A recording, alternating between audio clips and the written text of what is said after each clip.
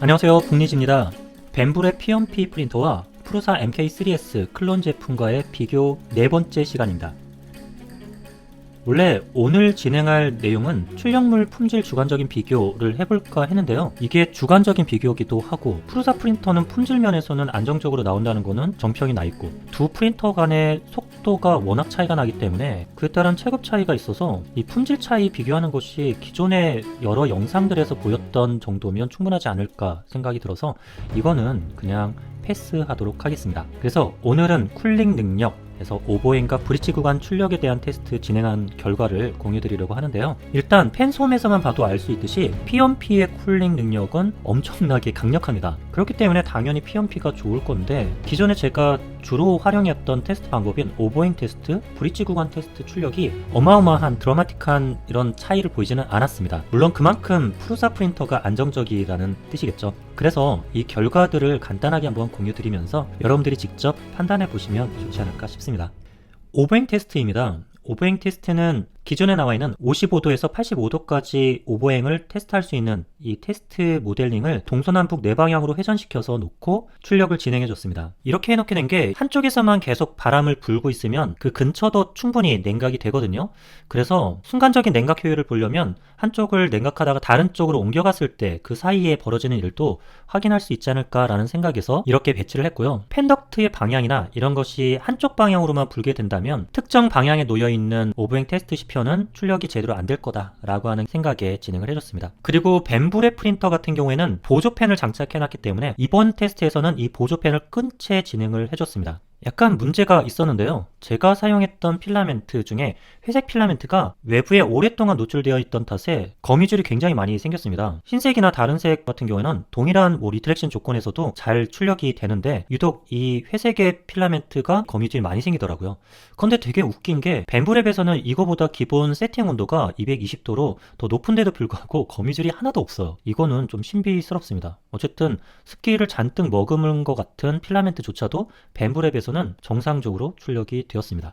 그리고 이 출력이 끝나고 나서 오버행 구간에 대한 바닥 부분의 사진으로 측정을 했는데요. 전면에 있는 것을 1번, 오른쪽 2번, 후면은 3번, 그리고 좌측은 4번 이렇게 번호를 매겨서 상호 비교를 해보고자 합니다. 결과는 이렇게 나왔습니다. 상단면에서 보게 되면 다들 깔끔하게 나왔죠? 네, 프루사 MK3S는 거미줄 때문에 상당히 지저분한 것처럼 보이지만 거미줄을 제거했다고 보면 출력 상황은 뭐 다 잘 나왔습니다. 중요한 거는 바닥 부분이겠죠. 바닥 부분에 있는 오버행 구간, 이 결과입니다. 여러분 보시기에 어떤 게 더 좋아 보입니까? 네, 각각의 각도별로 나눴는데요. 실제로 85도 구간은 평가가 의미가 없다고 여겨지고요. 그 다음 구간의 80도 구간, 다 잘 나왔습니다. 조금 좀 거스르는 부분은 프루사 MK3S의 좌측편이 형태가 좀 뭉개진 부분이 보이는데 나머지 부분에 대해서는 거의 다가 잘 나왔다고 여겨집니다. 조금 기울여서도 봤습니다. 네, 이렇게 놓고 봤을 때 이 각도 구분으로 한번 비교를 해보면요. 다 출력이 정상으로 나온 걸 볼 수 있죠. 75도, 70도 구간, 또 그 밑에 구간에서는 모두 다 깨끗하게 이렇게 나온 것을 확인해 볼 수가 있습니다. 이렇게 놓고 보게 되면 상단에 흘러내린 85도 구간에서의 흘러내림은 벤부 쪽이 좀 더 많았죠.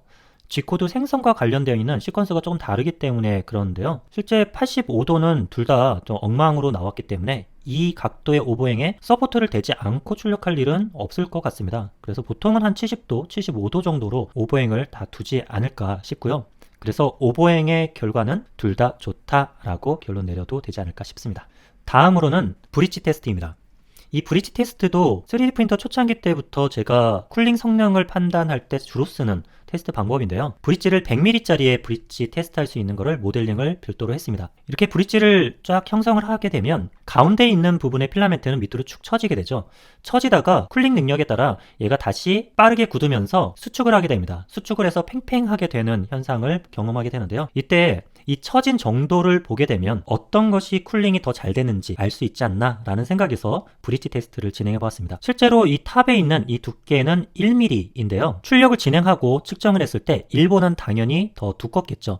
가장 두꺼운 부분은 이 엣지 쪽보다는 센터 쪽에 가장 두꺼울 겁니다. 측정은 버니어 캘리퍼스로 모델링에서 센터에 마킹되어 있는 부분이 있어서 그 위치에다 대고 아주 강하게 손으로 꾹 밀었을 때의 최고로 작은 값을 오버행에 의해 형성된 두께라고 생각하면서 정리를 했습니다. 결과는 이렇게 나왔습니다. 필라멘트를 총 3종류를 썼고요. 가로로 처음에 했는데요. 세로 쪽은 좀 다를 수도 있겠다 싶어서 세로로 회전시켜서 진행을 했습니다. 결과는 이렇게 나왔습니다. 조금 정리해보면요.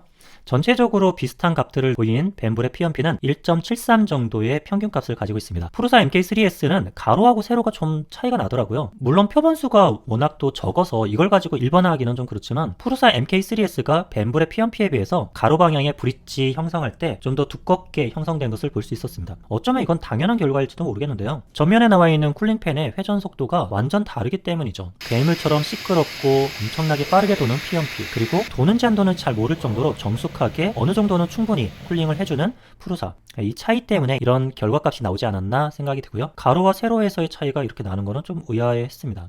좀 더 연구를 해봐야 되지 않을까 생각이 들고, 혹시 그 비밀을 아시는 분은 댓글로 공유해 주시면 감사하겠습니다. 네, 오늘은 이렇게 해서 쿨링 능력이라고 해서 오버행과 브릿지 구간 출력한 테스트 결과를 공유 드렸습니다. 다음에는 각 프린터에 대한 스큐 캘리브레이션 결과값을 공유 드려보도록 하겠습니다. 이것도 굉장히 흥미롭거든요. 자, 그러면 다음 시간에 봬요. 이상 붕이지였습니다.